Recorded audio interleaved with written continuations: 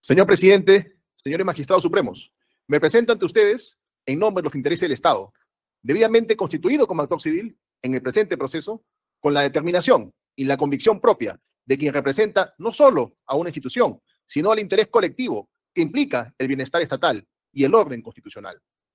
Vengo a exponer de manera clara y persistente por qué este colegiado debe declarar la existencia de responsabilidad civil por los hechos dañosos generados el 7 de diciembre del 2022 y por qué esa responsabilidad debe traducirse en la reparación integral centrada en el daño extrapatrimonial, cuyo monto concreto asciende a la suma de más de 65 millones de soles, cuya solicitud representa la exigencia de justicia del Estado y de los más de 35 millones de peruanos. Señores magistrados, imaginemos por un instante la nación como un edificio frágil y valioso, cuyos cimientos son la Constitución, los poderes del Estado, la confianza recíproca entre gobernantes y gobernados. El 7 de diciembre del 2022, desde el más alto estrado del poder, se leyó no un simple texto, sino un mensaje a la nación que tuvo la apariencia de una instrucción política, pero que por su contenido y efectos aspiró a cambiar la planta misma del edificio, la disolución del Congreso, la convocatoria de mecanismos extraordinarios de poder y la intención de sustituir el normal funcionamiento de las instituciones, socavando los cimientos de nuestro Estado y afectando gravemente el porvenir de nuestra nación. Esa declaración, pronunciada en cadena nacional y perennizada en nuestra historia, no quedó en el aire, provocó reacciones institucionales, mediatas e inmediatas. Mandos de las fuerzas de seguridad se alertaron. El Comando Conjunto elaboró pronunciamientos para preservar el orden constitucional y se activaron medidas de contención. Personeros de prensa, funcionarios de Palacio, congresistas y la sociedad vivieron en minutos una ruptura de la normalidad. Y la ciudadanía, que hasta ese día confiaba en un procedimiento pacífico de reemplazo de autoridades, percibió la posibilidad de un quebrantamiento irreversible. Esos hechos, magistrados, constituyen el marco en el que se funda nuestra acción civil. Este juicio, con su actividad probatoria y con las actuaciones que allí se han desplegado, ha puesto en evidencia las piezas de la cadena causal que encontramos ante ustedes. La que hoy pedimos no es una condena civil, por lo que se sospechó. Es la respuesta fundada en testimonios, documentos y actuaciones que aquí se han desarrollado en sendas sesiones del presente juicio oral. La acción civil que ejercemos en el presente juicio tiene directa relación con la determinación de la responsabilidad civil extracontractual por los hechos dañosos atribuidos a los acusados. En ese sentido, permítaseme recordar, con la brevedad que merece este Tribunal Supremo, las finalidades y requisitos esenciales de esta institución. La reparación civil tiene al menos 3 funciones que deben guiar su aplicación. La función indemnizatoria: se debe resarcir en lo posible al sujeto damnificado por los perjuicios que le han sido causados. La función restitutoria, simbólica: restituir la dignidad y el orden afectados por la conducta antijurídica, en especial cuando la víctima es la comunidad política. Función preventiva y ejemplarizante: desalentar la reiteración de conductas dañinas mediante la imposición de consecuencias tangibles. Los requisitos de la responsabilidad extracontractual que el colegiado bien conoce son 4. El hecho antijurídico, el daño, la relación de causalidad y el factor de atribución. En este caso, la evaluación que se impone es estricta. No se trata de meras afirmaciones retóricas, sino de calibrar esos requisitos a la luz de la prueba. Hoy, y conforme a la prueba admitida y las actuaciones realizadas en la audiencia pública, sostenemos que esos requisitos se encuentran presentes y que por su naturaleza el núcleo de la reparación debe centrarse en el daño extrapatrimonial que sufrió el Estado, el daño en la confianza democrática. El primer elemento al que nos referiremos es el hecho antijurídico. En relación al relato circunstancial de hecho, no corresponde enumerar todo lo que consta en autos, toda vez que el Ministerio Público, en sus alegatos que me precedieron, lo han desarrollado de forma extensa y consistente, suscribiéndonos en lo que corresponde al relato y la acreditación de hechos. En ese sentido, únicamente corresponde subrayar con precisión los testimonios y actuaciones que son decisivos, porque confirman desde distintos ángulos la naturaleza y efectos del mensaje presidencial del 7 de diciembre del 2022. Es menester indicar la justificación de este presupuesto, destacando que nos encontramos ante uno de los episodios más graves de la historia republicana reciente, el intento deliberado del entonces presidente de la República, Pedro Castillo Terrones, de quebrar el orden constitucional, disolver ilegalmente el Congreso de la República y reorganizar las instituciones de justicia, particularmente el Ministerio Público y el Poder Judicial. Durante las semanas anteriores al 7 de diciembre del 2022, el gobierno del ahora acusado, señor Castillo, se encontraba sometido a una moción de vacancia presidencial. En ese ambiente de tensión política se desarrollaron, como lo demuestran las pruebas que se han actuado en este proceso, reuniones y coordinaciones reservadas en Palacio de Gobierno y en la presidencia del Consejo de Ministros, donde se evaluaban las acciones frente al Congreso.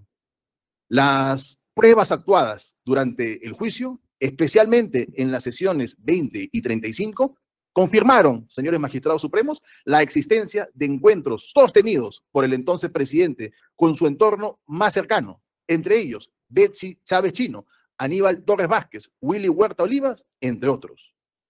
En la mañana de ese día, 7 de diciembre del 2022, alrededor de las 11:45 de la mañana, Pedro Castillo Terrones, en su condición de presidente de la República, dirigió un mensaje a la nación, transmitido por TV Perú y otros medios estatales, cuyo texto, incorporado y actuado en el juicio oral, fue redactado por su coacusado Aníbal Torres Vázquez. Al respecto, es importante insistir que, estando a que la reparación civil se rige por los principios del derecho privado, dicha afirmación debe ser evaluada bajo el estándar probatorio de prueba preponderante. En dicho mensaje, el entonces presidente anunció la disolución del Congreso de la República, la instauración de un gobierno de excepción, la reorganización del Poder Judicial, del Ministerio Público y del Tribunal Constitucional y la imposición de un toque de queda nacional. Todo ello sin amparo constitucional y con el concierto de sus coacusados y en abierta contravención a nuestra norma fundamental. Ese acto, señor presidente, no fue espontáneo ni individual, fue el resultado de un conjunto de acciones concertadas, preparadas por su entorno político y operativo. El ahora acusado, Pedro Castillo Terrones, como autor principal, fue quien aprobó y leyó el mensaje, ejerciendo el poder presidencial de manera unilateral y arbitraria. Su participación fue protagónica, fue dolosa, dirigió el mensaje a la nación, ordenó su difusión, buscó ejecutar medidas coercitivas a través de las fuerzas del orden, afectando la estructura del Estado y el principio de separación de poderes. Tal es así que ordenó directamente a Raúl Enrique Alfaro Alvarado, jefe del Comando Conjunto de las Fuerzas Armadas y la Policía Nacional del Perú, que con el uso de la fuerza cierre el Congreso, impida el ingreso de las personas, desaloje a los presentes e intervenga la fiscal de la Nación, hecho que se corroboró con la actuación testimonial de la sesión 10 en la fecha 27 de marzo del presente año. Respecto a la participación de la acusada Betsy Chávez Chino, en su condición de presidenta del Consejo de Ministros, tuvo conocimiento previo de la intención presidencial y facilitó la ejecución logística del mensaje. Según los testimonios rendidos en las sesiones 5, 10 y 12, personal de la Secretaría de Comunicación de la Presidencia del Consejo de Ministros, que dependía de su despacho, coordinó directamente con IRTP la transmisión urgente sin cumplir los protocolos de autorización.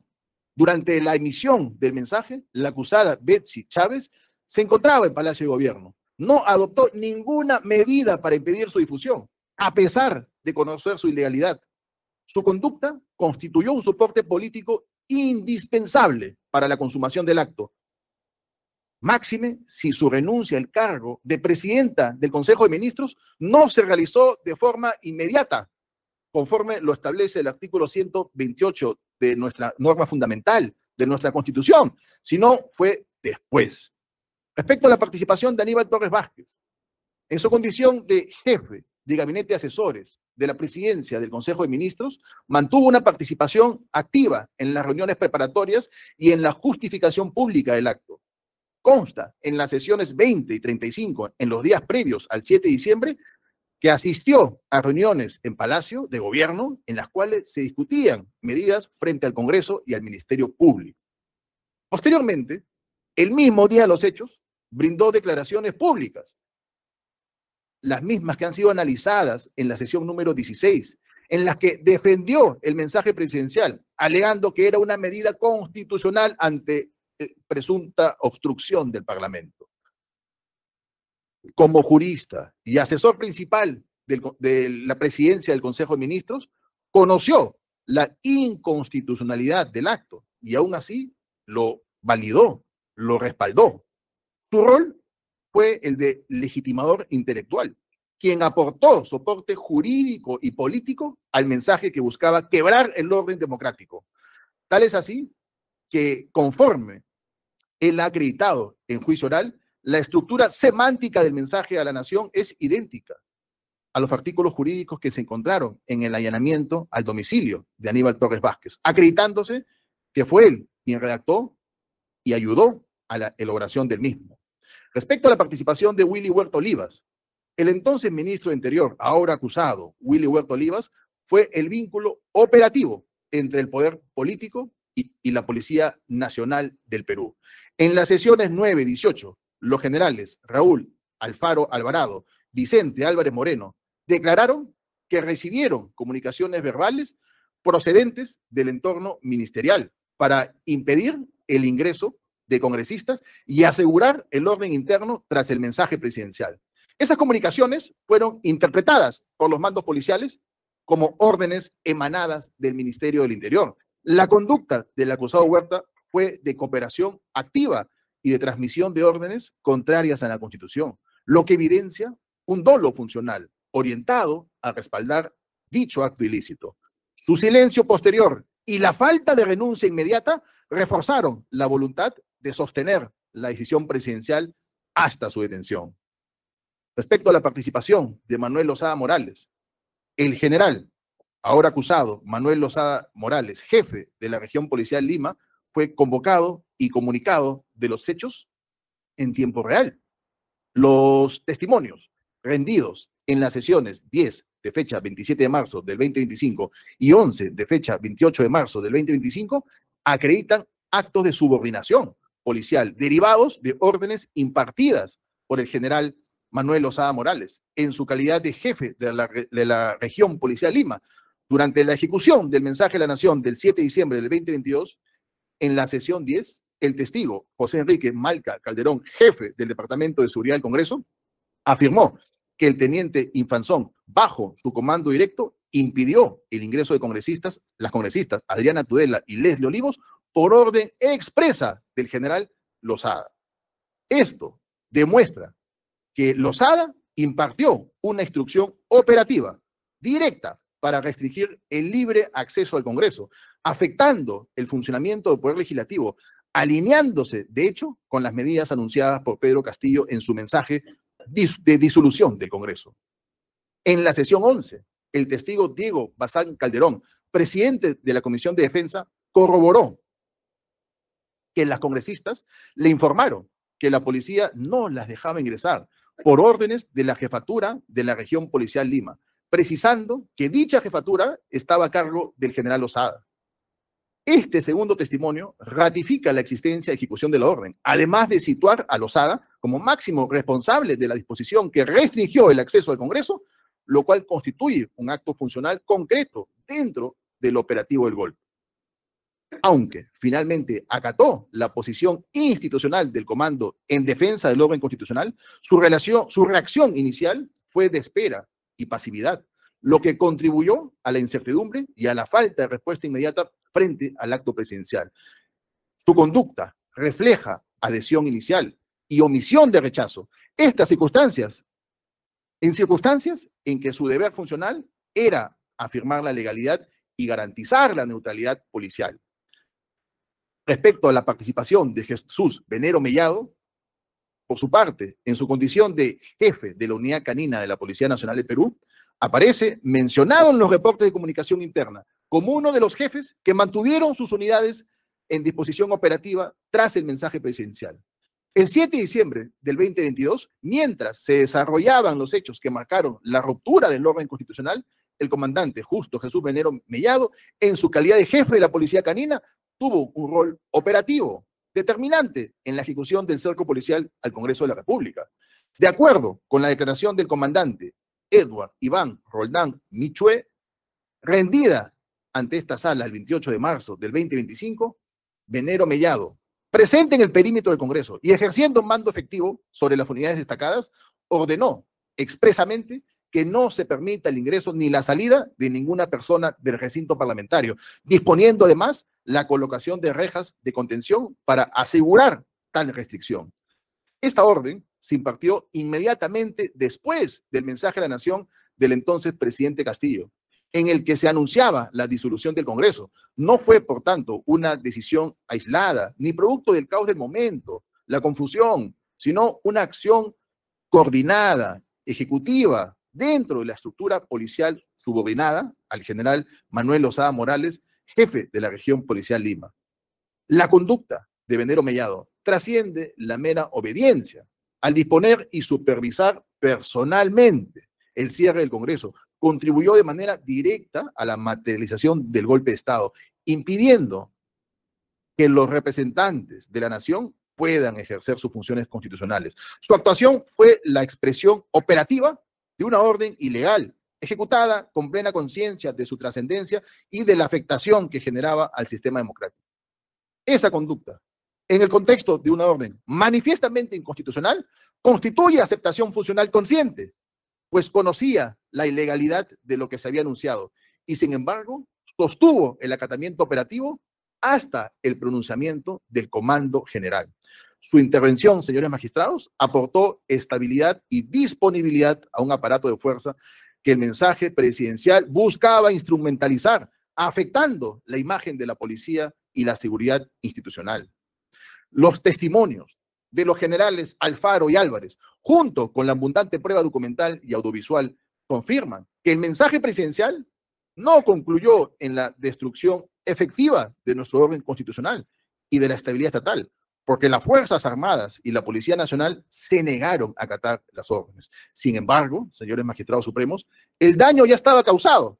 El país entero presenció cómo el más alto funcionario de la nación intentaba, con apoyo de su entorno inmediato,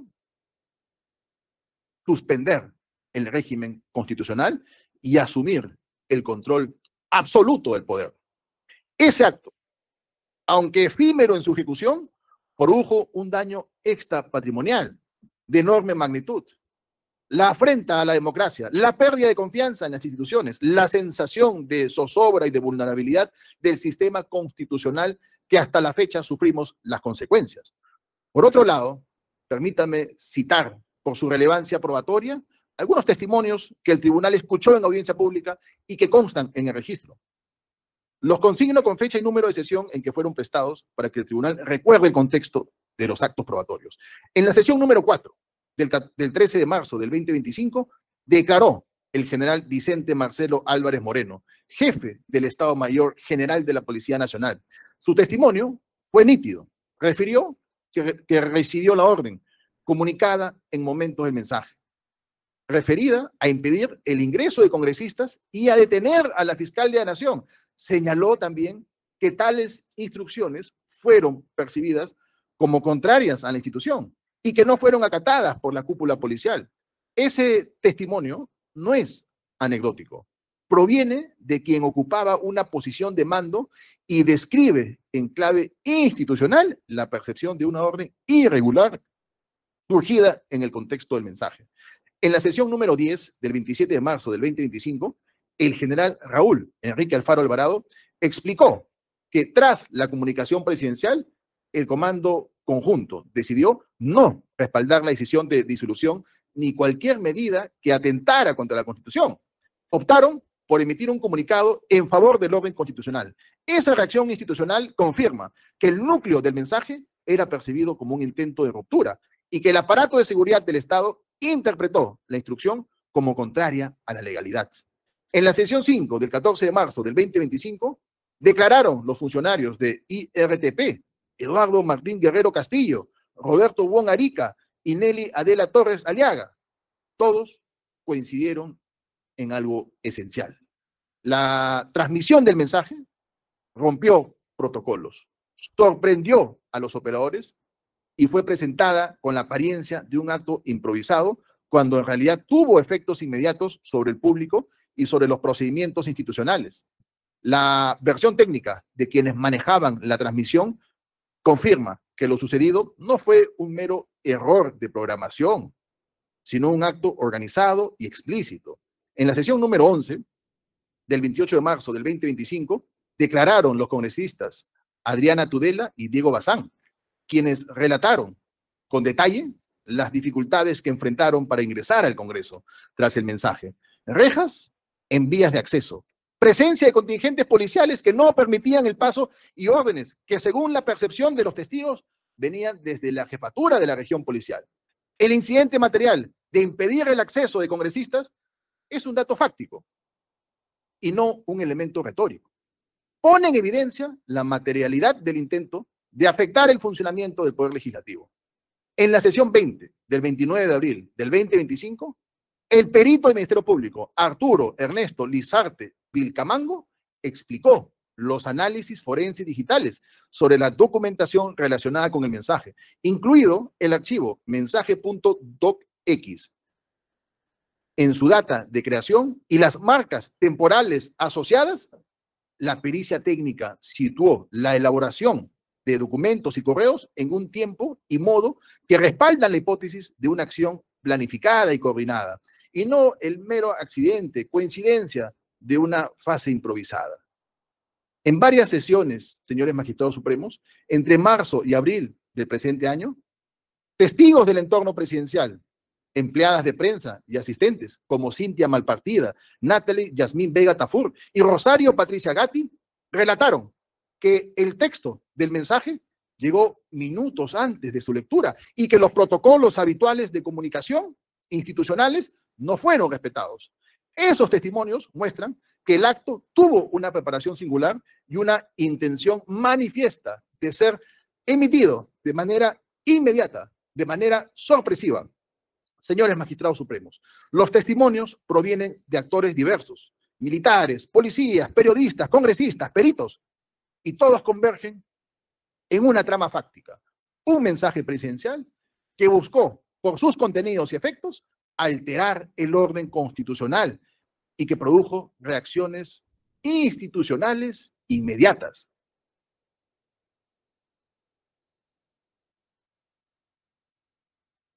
Ahora bien, en relación al segundo elemento de la responsabilidad civil, el actor civil concluye en que el daño ocasionado al interés jurídico del orden constitucional se circunscribe en el daño extrapatrimonial.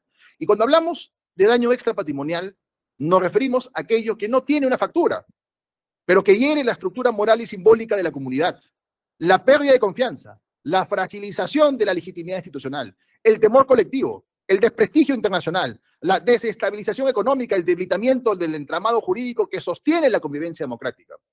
Ese daño, señores jueces supremos, se manifiesta, en este caso, en al menos 3 dimensiones. Daño a la confianza institucional. Al citar la disolución del Congreso y medidas extraordinarias, desde el gobierno se sembró la duda sobre la vigencia de las reglas democráticas.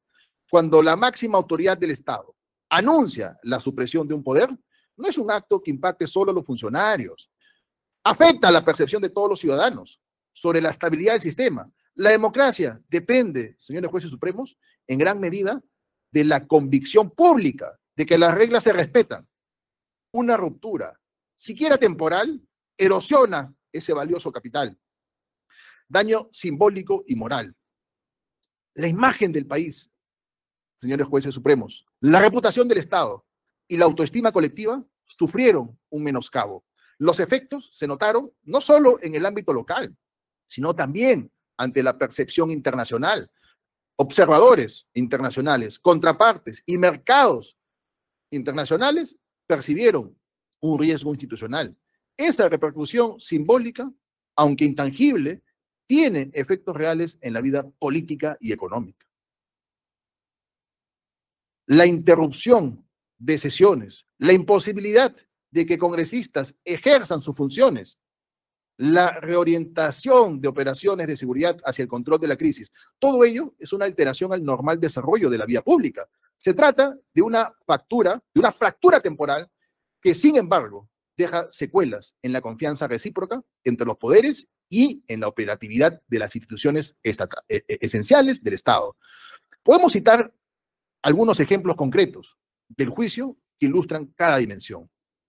Por ejemplo, la incomodidad y el desconcierto relatados por el personal de IRTP en la sesión 5 del 14 de marzo del presente año muestran cómo la transmisión misma produjo alarma y ruptura de protocolos, que son pilares de la normalidad institucional.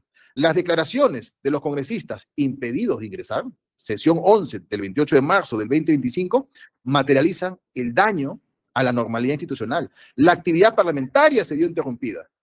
La decisión del Comando Conjunto de emitir un pronunciamiento, sesión 10 del 27 de marzo del 2025, denota que los mandos de seguridad tuvieron que asumir una posición extraordinaria para defender el orden constitucional, lo que atestigua la gravedad del hecho y su impacto sobre la estructura del Estado. Es cierto que el daño extrapatrimonial no se cuantifica con una factura bancaria, pero es falso afirmar que no tenga consecuencias concretas o que no merezca reparación. La reparación de este tipo de daño cumple una función de reconocimiento y de restitución simbólica, devolver en la medida de lo posible la confianza y sentar un precedente que desaliente futuros atentados al orden constitucional. La relación causal no es herejía retórica, señores jueces supremos, es un encadenamiento de actos y efectos que podemos observar y se conectan los hechos antijurídicos atribuidos a los acusados con el efectivo daño contra el interés jurídico del orden constitucional. En ese sentido, señores jueces supremos, propongo que veamos la cadena causal como una serie de eslabones probados en estas audiencias. Primer eslabón, pronunciamiento público del 7 de diciembre del 2022. El texto leído en cadena nacional. Segundo eslabón, reacciones institucionales inmediatas, órdenes y comunicaciones internas, solicitudes de acciones que los mandos interpretaron como instrucciones de efecto inconstitucional, tal y como lo han relatado los generales y mandos policiales en las sesiones 4 y 10 del presente juicio oral. Tercer eslabón, afectación a la operativa institucional, impedimento de ingreso a congresistas, cierre de vías y activación de protocolos de seguridad, tal y como escribieron congresistas y mandos policiales en la sesión número 11. Cuarto eslabón, consecuencia pública y social, alarma ciudadana, afectación reputacional, intervención de organismos y medidas de protección del orden público, evidenciada por los testimonios de IRTP y por la reacción comunicacional de otras instituciones que se articularon para restablecer la normalidad. Cada eslabón, señores jueces supremos, se sostiene en la prueba. No hay una suposición que no tenga respaldo testimonial o pericial. Es decir, la voz del general Álvarez, la del general Alfaro, las declaraciones de los periodistas institucionales, los relatos de los congresistas y la prueba pericial digital forman un conjunto que permite afirmar con razonabilidad jurídica que el acto del 7 de diciembre fue una causa inmediata y pertinente del daño que aquí se reclama. En el derecho civil, señor presidente, señores jueces supremos, el factor de atribución permite individualizar la responsabilidad. No basta comprobar que hubo un hecho antijurídico y un daño. Es indispensable demostrar que ese hecho fue querido, o al menos asumido con plena conciencia de su ilicitud. Y cuando el daño se origina en actos de quienes ocupan las más altas esferas del poder, el examen del dolo se torna aún más exigente. En este caso, la Procuraduría General del Estado ha demostrado que los acusados actuaron de manera deliberada, concertada y con plena conciencia del significado y las consecuencias de sus actos. No fue un error político ni un malentendido. Fue un plan que se intentó ejecutar bajo la forma de un discurso presidencial que pretendía sustituir el orden constitucional. Voy a referirme con el respeto debido y el rigor que exige la justicia a cada uno de los procesados, apoyándome en las pruebas actuadas en el juicio, en las sesiones que en estas fueron debatidas. El primer responsable, por jerarquía y autoría directa, es el ahora acusado Pedro Castillo Terrones, quien en su calidad de presidente de la República lideró, coordinó previamente con sus coacusados el golpe de Estado que se materializó con la expedición del mensaje a la nación del 7 de diciembre del 2022. El dolo, en su caso, se evidencia ante todo en la preparación y la emisión del discurso, en las órdenes simultáneas que se transmitieron a mandos policiales y militares y en la intencionalidad política que subyacía al texto leído. En la sesión 4 del 13 de marzo del 2025, el general Marcelo Álvarez Moreno, jefe del Estado Mayor de la Policía Nacional de Perú, declaró que recibió durante el mensaje la comunicación de órdenes destinadas a impedir el ingreso de congresistas y a detener a la fiscal de la Nación. Estas no fueron órdenes inventadas ni rumores de prensa, fueron comunicaciones institucionales que surgieron del entorno de Palacio de Gobierno. El general Raúl Enrique Alfaro Alvarado, en la sesión 10 del 27 de marzo del 2025, confirmó que esas instrucciones provenían del despacho presidencial y que frente a ellas el Comando Conjunto decidió pronunciarse en defensa del orden constitucional. Estas dos declaraciones, señores magistrados supremos, coincidentes, coherentes y provenientes de mandos distintos, acreditan que el mensaje no fue una mera declaración política, sino un acto de gobierno con pretensión de ejecución inmediata. El dolo del ahora acusado Pedro Castillo se acredita también con la pericia digital expuesta en la sesión 20 del 29 de abril del 2025 por el perito Arturo Ernesto Lizarte Vilcamango, quien identificó la creación y modificación del archivo digital del mensaje, en el archivo denominado mensaje.docx, horas antes de su lectura y su transmisión a personal de comunicaciones sin registro protocolar. Ese hallazgo pericial demuestra planificación previa, clandestinidad y voluntad de sorpresa. A ello se suman las declaraciones de sus asistentes y personal de apoyo, Cintia Malpartida, Natalie, Yasmín Vega Tafuri, Rosario Patricia Gatti, en la sesión 12 del 1 de abril del 2025, quienes coincidieron en que el texto fue entregado minutos antes de su lectura con anuencia de la premier y coacusada, Betsy Chávez Chino, quebrando el procedimiento formal de emisión de mensajes presidenciales. Ese patrón, señores jueces supremos, revela una decisión deliberada, premeditada de Pedro Castillo. Sabía lo que hacía, eligió el momento, la forma, el canal, y lo hizo pese a conocer como maestro, como político, como presidente, que la disolución del Congreso sin base constitucional equivalía a la ruptura del orden democrático. Por lo tanto, señores magistrados supremos, su dolo no es de inferencia, sino es directo y probado. Fue el autor mediato del hecho antijurídico que desencadenó el daño extrapatrimonial que hoy reclamamos. Respecto a la acusada Betsy Chávez Chino, la entonces presidenta del Consejo de Ministros, tuvo un rol esencial. Su conducta demuestra un dolo de participación, cooperación y convalidación activa. Durante el juicio oral quedó probado que participó en la preparación logística del mensaje, facilitó la presencia de medios estatales y no ejerció el deber de veto o advertencia que su cargo le imponía. En la sesión número 5, de fecha 14 de marzo del 2025, los funcionarios de IRTP Eduardo Martín Guerrero Castillo, Roberto Huón Arica y Nelly Adela Torres Aliaga relataron que fue personal de la presidencia del Consejo de Ministros, bajo coordinación del despacho de la Premier, quien dispuso la transmisión urgente del mensaje. Sin las verificaciones habituales, esa orden provino, según los testigos, de la Secretaría de Comunicación de la Presidencia del Consejo de Ministros, que entonces dependía jerárquicamente de la acusada Betsy Chávez. Asimismo, consta en la sesión 12, de fecha 1 de abril del 2025, que mientras se difundía el mensaje, la Premier permanecía en Palacio de Gobierno y no intentó detener la transmisión, pese a su evidente ilegalidad e inconstitucionalidad. Algunos testigos, como el edecán Rosario Gatti, incluso refirieron que la Premier había sido informada de que el mensaje se emitiría ese día, lo que desmiente toda sorpresa. Aunado a ello, se tiene que la renuncia al cargo presentada por la acusada Chávez Chino en su calidad de presidenta del Consejo de Ministros no se realizó de forma inmediata, conforme lo prescribe el artículo 128 de la Constitución. A ello se suma su conducta posterior. En diversas sesiones del juicio, marzo y abril del 2025, su defensa intentó presentar el acto como un error comunicacional, una mala asesoría.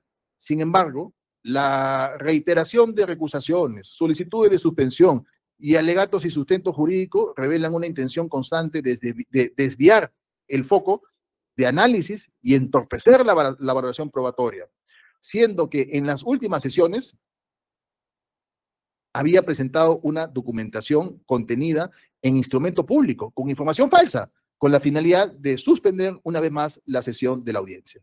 En suma, señores jueces supremos, la acusada Betsy Chávez no solo consintió el hecho, participó activamente en su ejecución al coordinar los mecanismos logísticos que hicieron posible la transmisión y al mantener silencio cuando su deber funcional le imponía oponerse.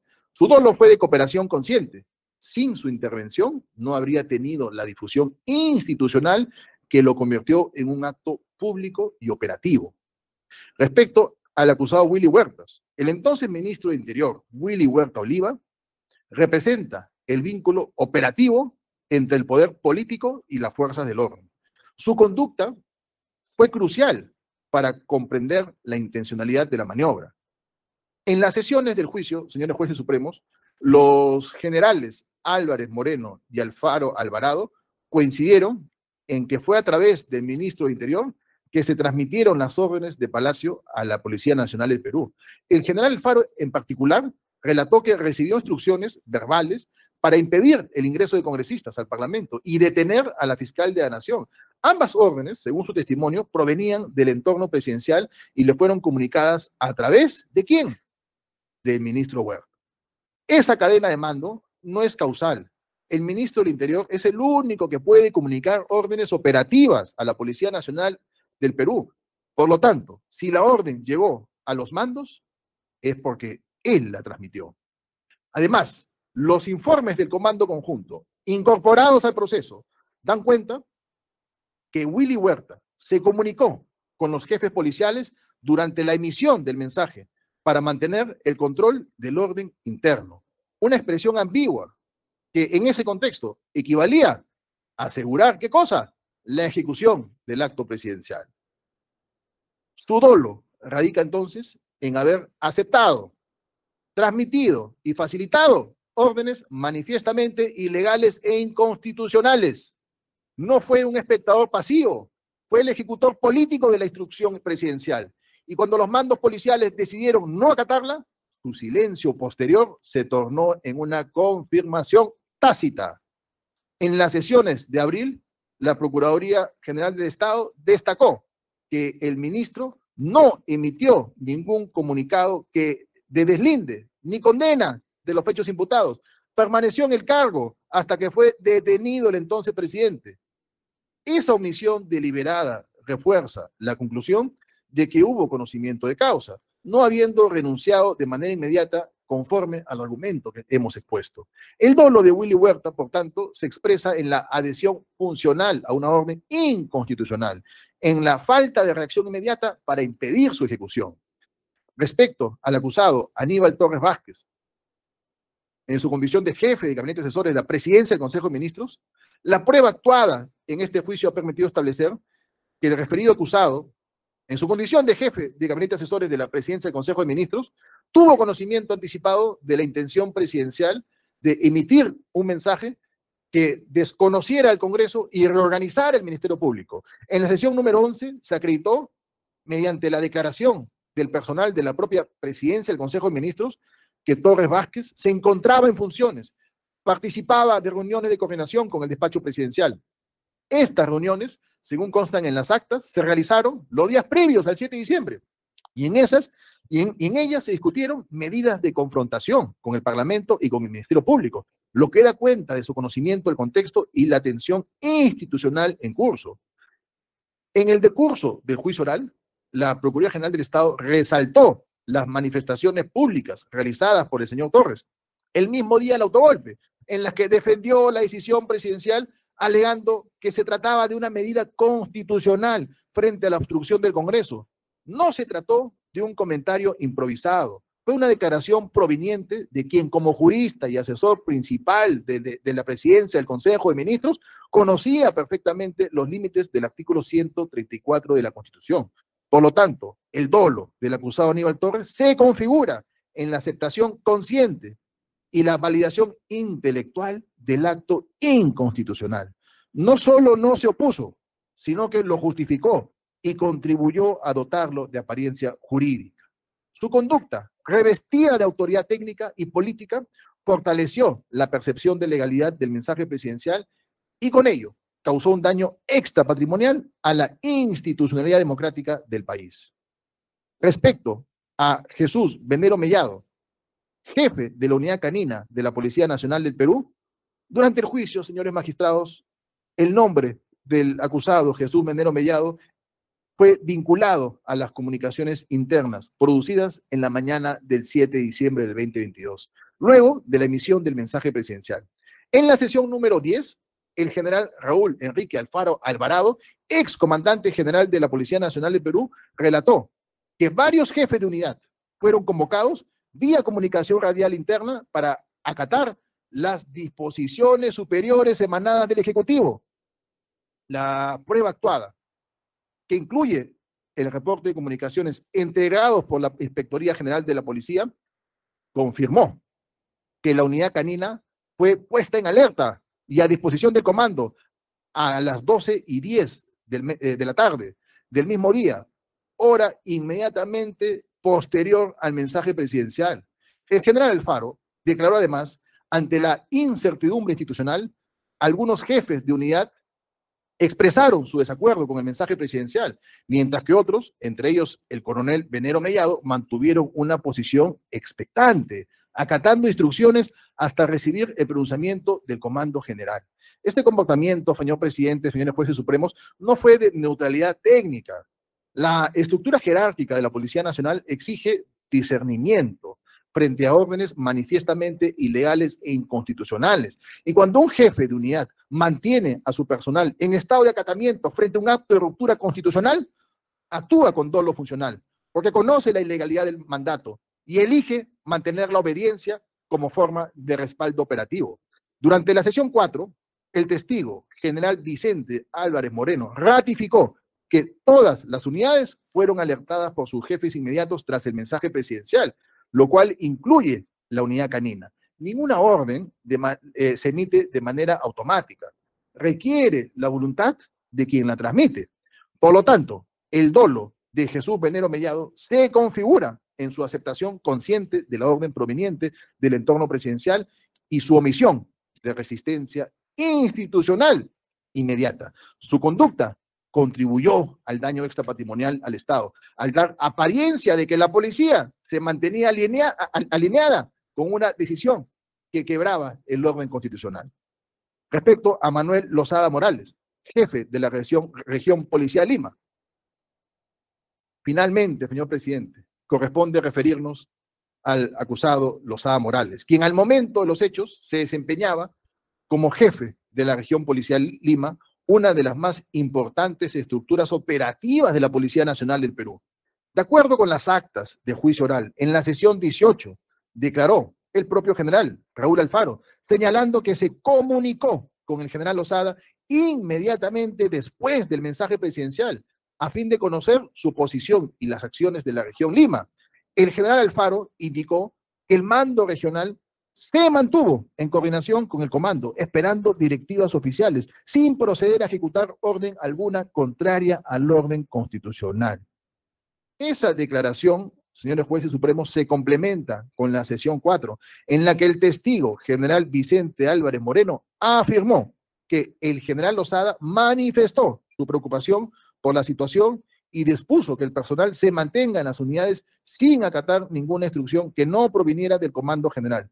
Dichas manifestaciones fueron verificadas mediante los reportes de operaciones internas de la región Lima, remitidos al expediente y leídos durante la audiencia. La Procuraduría General del Estado resalta que, en contraste con otros mandos, el general Lozada no promovió ni ejecutó medidas de respaldo operativo al mensaje presidencial, pero sí participó en las coordinaciones iniciales que se realizaron entre los jefes policiales, donde se discutía la naturaleza de la orden. Su presencia y actuación fueron reconocidas por los testigos Alfaro y Álvarez, quienes coincidieron en que todos los jefes de la región fueron contactados tras el mensaje. La valoración integral de estas pruebas permite concluir que, si bien Lozada Morales no ejecutó acciones materiales de apoyo al autogolpe, su conducta inicial de consulta, comunicación y espera reflejó una aceptación provisional de la orden presidencial en lugar de un rechazo inmediato. En términos de atribución civil, esa tolerancia funcional frente a un hecho ilícito constituye dolo en la modalidad de adhesión pasiva consciente, pues conocía el carácter inconstitucional del mensaje y optó por no ejercer resistencia institucional hasta conocer el pronunciamiento del comando. En suma, su actuación no generó apoyo directo, pero sí contribuyó a la incertidumbre y a la parálisis institucional que afectó el principio de autoridad y la imagen del Estado ante la ciudadanía. Por otro lado, señores jueces supremos, no es irrelevante para la valoración del daño ni para la ponderación pública la conducta desplegada a lo largo del presente proceso. En varias sesiones, las dinámicas de las defensas y de algunos procesados mostró una actitud de resistencia que trascendió la defensa técnica legítima y se acercó a la convalidación o la minimización del acto. Veamos algunos ejemplos concretos que quedaron registrados en las sesiones. Reiteradas solicitudes de suspensión y recusaciones, que en muchos casos no contaron con razones médicas o probatorias que la justifique plenamente, especialmente después que los informes de los médicos del INPE indicaran la estabilidad clínica de los acusados. Estas maniobras, como la recusación de una magistrada planteada por la defensa de la señora Betsy Chávez, tienen un efecto dilatorio evidente y sobre todo contribuyen a una narrativa pública que busca subvertir la interpretación del hecho. La actitud de algunas defensas de intentar presentar el mensaje como un malentendido político, una confusión, más que como un intento deliberado de alterar el orden, demuestra no solo una estrategia procesal, sino una disposición a normalizar la conducta cuestionada. Es decir, la defensa procesal no se limita a cuestionar la prueba. En ocasiones, conforme se ha podido apreciar, han pretendido desactivar la conciencia del agravio, algo que en lo simbólico agrava el daño patrimonial. Estas conductas procesales, reitero, no determinan la existencia o no del hecho, pero sí influyen en la interpretación que la sociedad hace del conflicto y la necesidad de una respuesta reparadora sea contundente. En ese contexto, señores jueces supremos, es importante destacar que, estando a que el daño extrapatrimonial no se traduce en facturas convencionales, tampoco ignoramos que la reparación patrimonial deba ser justa cuando existan erogaciones demostradas. En la presente instancia hemos optado por centrar la motivación en el daño extrapatrimonial, la lesión al tejido social y al contrato constitucional, y a la vez pedir una cifra concreta que exprese la gravedad del hecho y su necesidad de reparación ejemplar. Ahora bien, conforme al ordenamiento civil, cuando el daño no pueda ser valuado económicamente, la determinación es confiada a la judicatura, en mérito a su sana crítica y razonabilidad. No obstante ello, el actor civil solicita un monto determinado por la reparación al que considera que se presentan factores determinantes para dicha cuantía. Por lo que respondemos a la pregunta, ¿por qué solicitamos 64.419.038.53 soles? Porque esta cifra sirve para materializar el resarcimiento simbólico que la comunidad requiere, una reparación que no sea meramente retórica, sino suficientemente relevante como para reafirmar que atentar contra la Constitución acarrea consecuencias tangibles. Una cifra pequeña, diminuta, exigua, sería interpretada como indiferencia, una cifra excesiva como venganza. La suma que presentamos busca un justo término. Es importante, no punitiva en sentido penal y expresiva del daño colectivo. Porque la cifra integra la valoración de la afectación extrapatrimonial y los hechos notorios que acompañaron la respuesta estatal. La movilización de la policía y de las Fuerzas Armadas, la intervención administrativa de instituciones para asegurar la continuidad del Estado y la necesidad de redirigir recursos humanos y logísticos para atender la emergencia. No reclamamos un detalle contable exhaustivo en esta sede. Reclamamos una reparación con carácter simbólico y restaurador restituya en lo posible la dignidad institucional, porque una reparación busca una doble función: indemnizar simbólicamente y disuadir. Una reparación de la magnitud solicitada cumple una función preventiva, desincentiva que futuros titulares de la voluntad política conciban, se imaginen siquiera la transgresión constitucional como un instrumento viable. Señores magistrados, somos conscientes de que el colegiado debe aplicar criterios de razonabilidad y proporcionalidad. Por eso hemos elegido una cifra incluida en la pretendida equidad, suficientemente alta para cumplir la función reparatoria y ejemplarizante, pero fundada en una ponderación que integra la gravedad del agravio, los hechos notorios y la necesidad de restablecer el valor constitucional. Debe tomarse en cuenta también la magnitud del daño al orden constitucional y a los cimientos del Estado, al punto que el perjuicio causado sigue desestabilizando a nuestro país. Este daño no tiene precedentes que permitan comparar ni siquiera en el derecho comparado, pues la jurisprudencia internacional no ha tenido la oportunidad de pronunciarse sobre el reproche económico que ocasiona el jefe de Estado de un país y sus principales actores políticos sean ellos mismos quienes alteren el orden constitucional y desestabilicen el Estado. Y que solo gracias a un trabajo conjunto de las Fuerzas Armadas y la Policía Nacional del Perú pudo evitarse y mantener al Perú en una relativa calma. Ello por las protestas sociales que desencadenaron dichos actos. Dicha ausencia de precedentes, señores magistrados supremos, se debe a que cuando es el jefe de Estado quien atenta contra el orden constitucional, suele tener éxito y el país sucumbe ante sus disposiciones, impidiendo que el sistema de justicia pueda procesarlo. Prueba de ello son las sendas dictaduras que azotan nuestra región y otros países. En ese sentido, el colegiado tiene la posibilidad histórica de marcar un precedente importante, que no solo sirva de advertencia a los actores políticos que pretendan desestabilizar el Estado de Derecho, sino también a la comunidad internacional, como un llamado tendiente a reprochar con la máxima severidad civil a quienes siquiera intenten atentar contra el orden constitucional. Por otro lado, señores magistrados, resulta indispensable que este tribunal tenga presente la conducta asumida por los coprocesados a lo largo del juicio oral. Pues su comportamiento no solo revela su posición frente a los hechos, sino también su real grado de implicancia en ellos. Desde las primeras sesiones, cuando se dio inicio al debate de fondo, los acusados sostuvieron que no tenían ninguna vinculación con el mensaje presidencial del 7 de diciembre del 2022. En sus declaraciones iniciales, todos coincidieron en afirmar que el mensaje los sorprendió, que se enteraron de su contenido por los medios de comunicación, que no habían participado en su redacción ni coordinación. Esa fue su primera versión. Una postura uniforme, aparentemente espontánea, pero estratégicamente diseñada para desvincularlos del núcleo de la decisión que rodeó al entonces presidente de la República. Sin embargo, señores magistrados, conforme avanzó el presente juicio oral y se fueron actuando los medios de prueba, especialmente las declaraciones de los testigos presenciales, las pericias digitales y las comunicaciones institucionales, esa narrativa se fue desmoronando y con ella también cambió el discurso de la defensa. En las sesiones posteriores, particularmente desde la etapa de debates periciales y testificales, los mismos coprocesados comenzaron a sostener un argumento completamente distinto, ya que no fueron sorprendidos, sino que el mensaje presidencial no constituía el delito de rebelión, que no implicaba uso de armas ni violencia, y que en consecuencia su conducta no merecía reproche penal alguno. Con ese viraje, dejaron de presentarse como víctimas de un hecho aislado y pasaron a actuar como coautores solidarios en una misma línea de defensa. Cada intervención de sus abogados replicaba los argumentos del principal acusado y de varias de las defensas incluso llegaron a asumir una defensa indirecta del propio acusado Pedro Castillo Terrones.